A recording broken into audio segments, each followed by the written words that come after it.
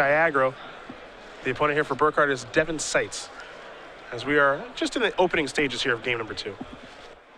Though good news here for Corey. No board here for Devon. Well, of course, that's how he wants it to be. That's how Blue-Black Control always wants it to be. Keep it clear. And just keep passing back and forth. Draw some cards, too. And you see Corey does have a copy of Jason Ingenuity. No, not winning cast it just yet.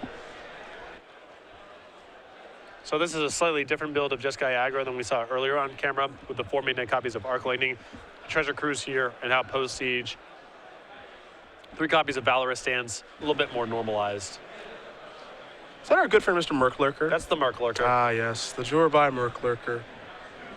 Very easy to pronounce. Should they start designing cards in mind that are easier to say? Well, that's on creative. That's not R&D's call. We have to yell at somebody over there, don't we?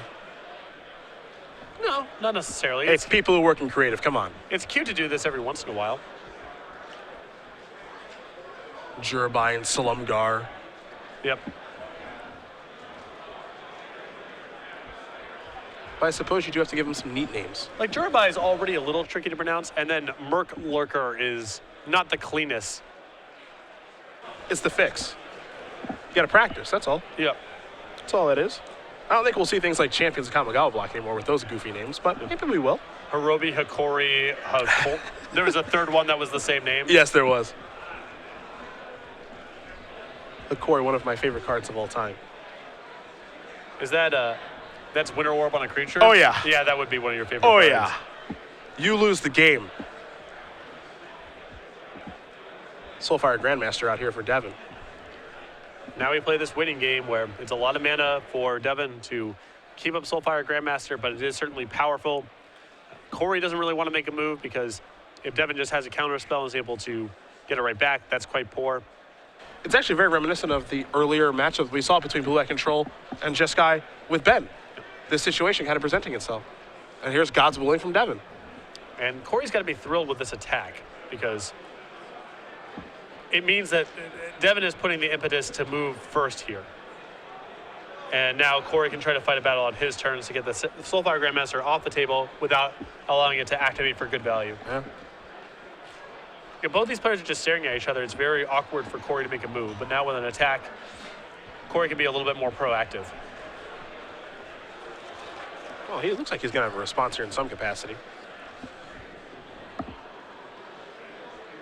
You see players kind of talking back and forth on exactly how does Soulfire Grandmaster work with all of its wacky text and bringing back spells.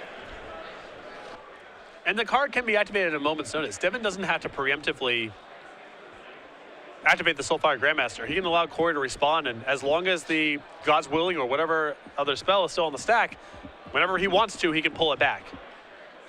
I think that's what the discussion's all about right here, is how exactly does this stupid thing work? Are you holding priority? Are you allowing God's Willing to resolve? We're going to sacrifice a whole bunch of fetch lands. That's what he's going to do right now. 3 of them. Get 3 lands out of his deck.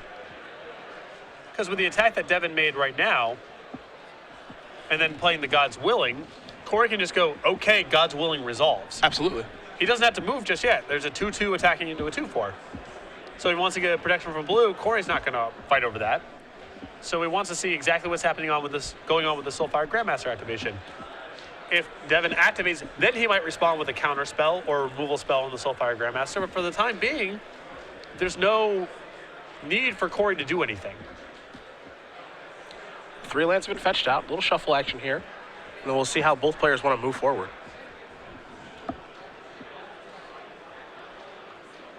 So God's Willing is going to resolve. So we'll get a scry here in just a second. Now he's going to activate Soulfire Grandmaster's ability. So this is where things get tripped up maybe a little bit.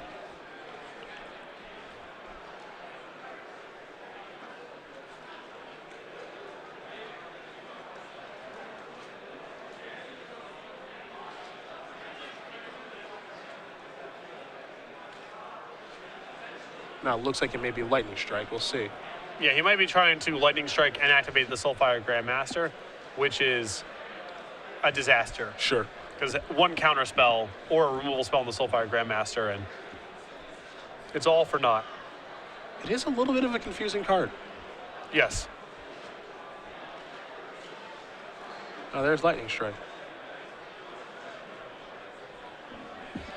I know we can see that negate. I hope that Corey can't. Well, Corey also has the option of just saying, all right, I'll Bile-Blight your Soulfire Grandmaster, and you can take a Lightning Strike back. Sure. I think that's what's going to happen.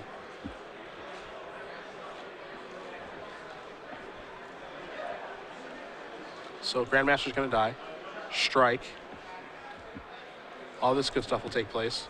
And that's why it was rough for Devon to make that attack, because once the burden's on him to act first, Yeah. Corey can really make life rough for him inside of combat. Exactly what you just saw. Soulfire Grandmaster dead, no damage dealt.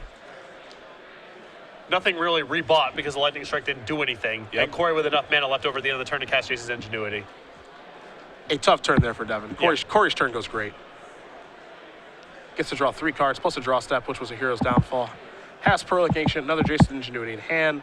Life is pretty good for Mr. Burkhart. Yeah, this is looking nice. Now he gets to attack too with the old Merc Lurker and give it lifelink. Okay then. Just how we drew it up. Yeah, perfect.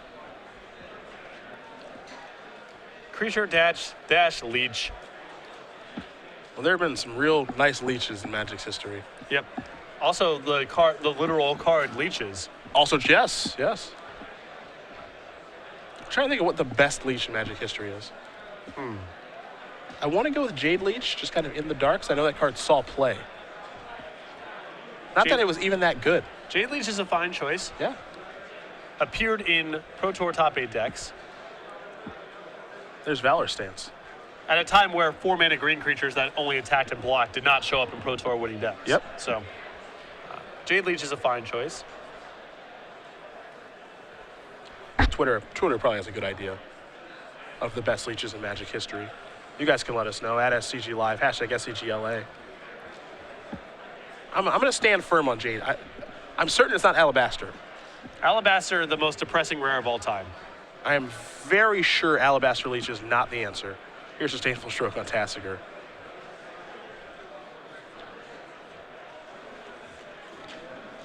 And Corey in the enviable control deck position of, I don't even need to fight over things like counter spells on my big threat because it just doesn't matter. I can win the game some other way. There is the smoking gun. Pretty fun rare. Really good. So I opened that up and I'm like, what decks can I put this in?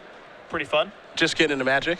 Just get into Magic, open up the booster pack, peel towards the back. You know, that's where the excitement is. You're rare.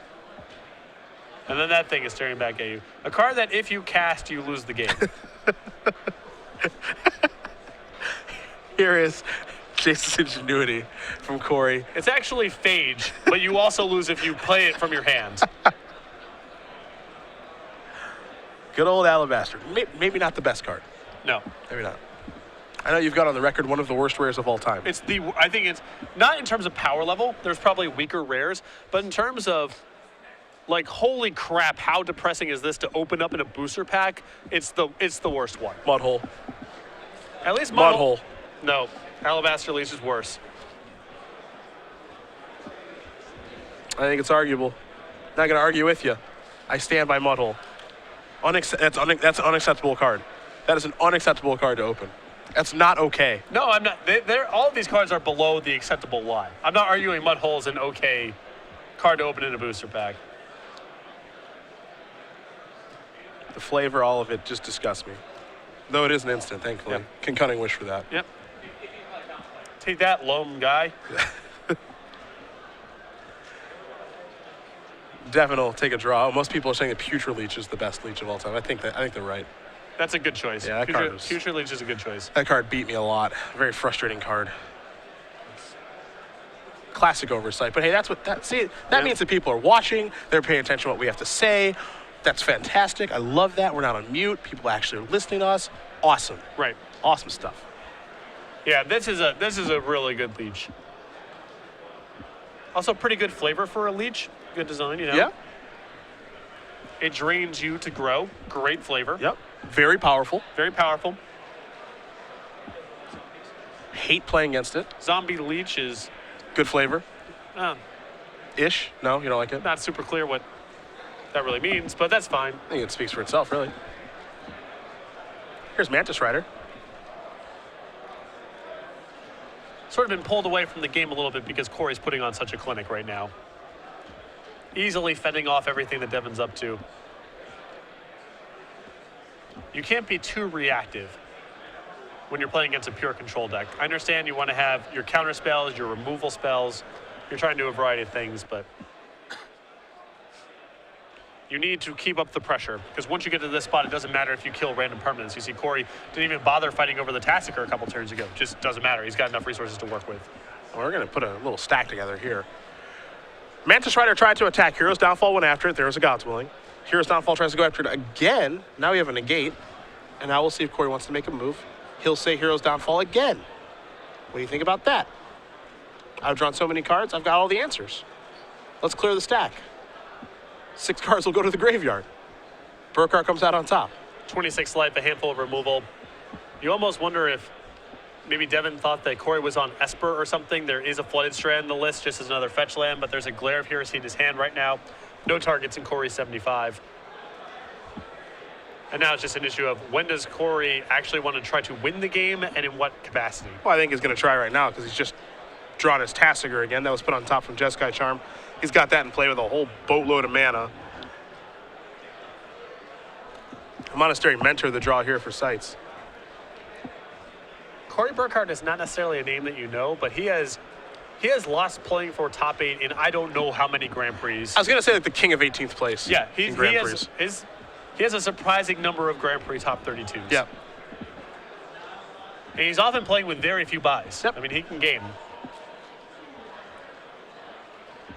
Mentor's in.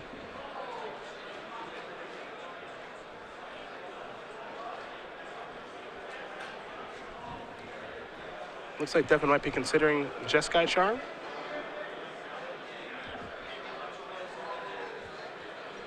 And he is. And this sets up an opportunity for Corey to go, okay, that resolves Pearl, Lake, Ancient, Untapped, Drown in Sorrow you. It's not bad. Trigger Prowess. Trigger Prowess. Yep.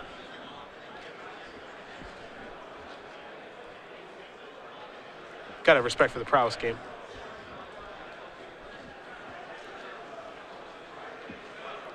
The Monk trigger, of course, on the stack here from the Jeskai Charm.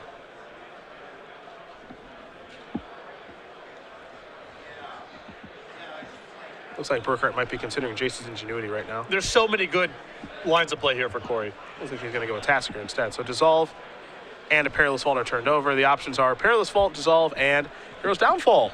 Probably just have to give him Perilous Vault here, because at least it removes the Tassiger from the table if that comes up, but great options all around. The Vault does go to the grip. The rest will stay in the graveyard.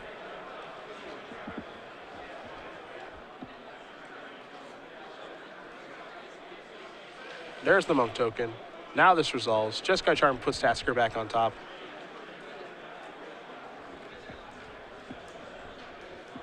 Now it's Jace's Ingenuity. 3 cards coming. One of them will be Tassiger, of course. Burkhart will untap all these lands, and he'll take a draw. Negate is what he's found. Drown in Sorrow is going to clear everything away here in just a moment. There that is. See you later, Mentor, and it's Monk.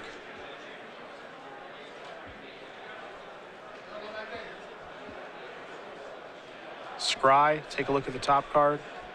Goes to the bottom. Corey's not even keeping Bio Blights at this point. Doesn't need it. Yeah.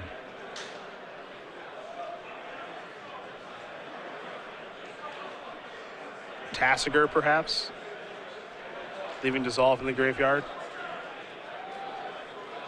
There's a land, Dismal Backwater, gain of life up to 27.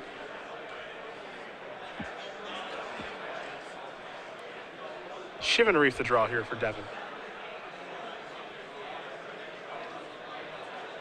He'll play the land and pass the turn back. And that might be the check mark on this game, because now there's going to be a Tasser activation.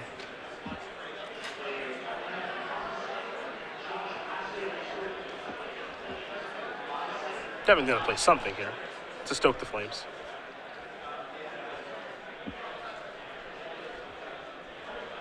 Like Corey might say, okay, that's fine. Gonna need more than that to get this thing off the Yeah, he table. gets to negate the follow-up. The follow-up's a Lightning Strike. There's the negate you spoke of. And now the Tasker activation turns over a Murkloker and a Dig Through Time. Dig Through Time is the card that'll be given.